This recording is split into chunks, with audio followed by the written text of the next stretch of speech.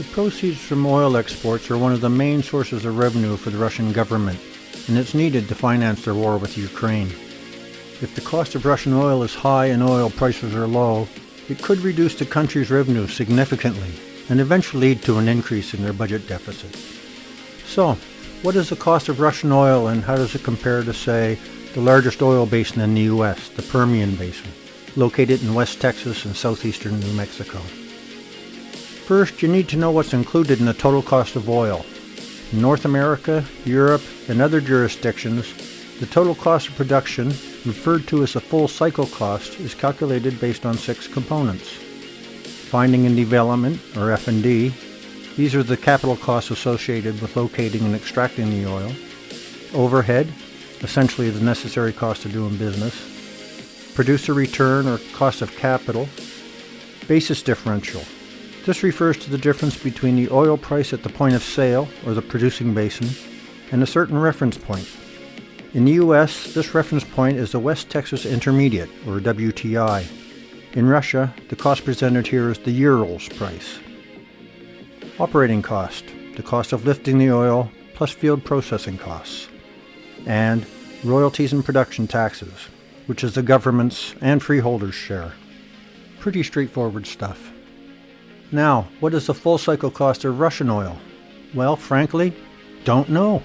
You probably noticed I didn't mention Russia when I discussed the parts that make up the full cycle cost a minute ago. Of course, that's because Russia's total production cost is calculated quite differently, mainly due to the specific characteristics of the Russian oil industry. The main difference between the costs are the cost of capital is not included in the total production cost calculation, as Russian producers receive funding for large projects based on special agreements with government-run or affiliated financial institutions. 2. Russia's reported production costs typically only include capital required to maintain production of existing fields, like drilling new wells or enhanced oil recoveries. It does not include capital expenditures for exploration and development of new fields, including tie-in costs. These costs are reported separately for individual projects. And finally, 3, all of the oil and gas mineral rights belong to the Russian state, rather than freehold owners in local jurisdictions.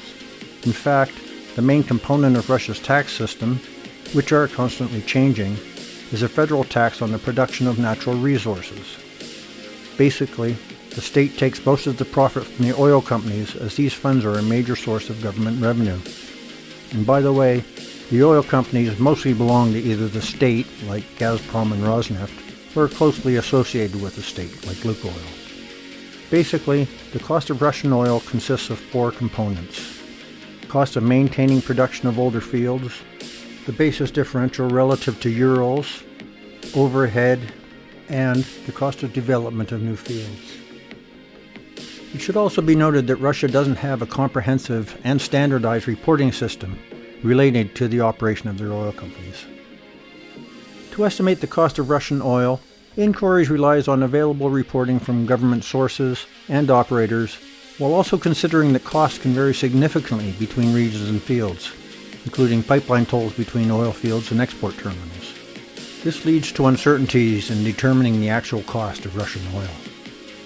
In order to provide an apples-to-apples comparison of the cost of Russian oil to that of the US, Incorrys determined an equivalent cost of the Permian Basin using 4 similar components of cost. Finding and development and operating costs are combined under production costs, general and administrative expenditures, and basis differential.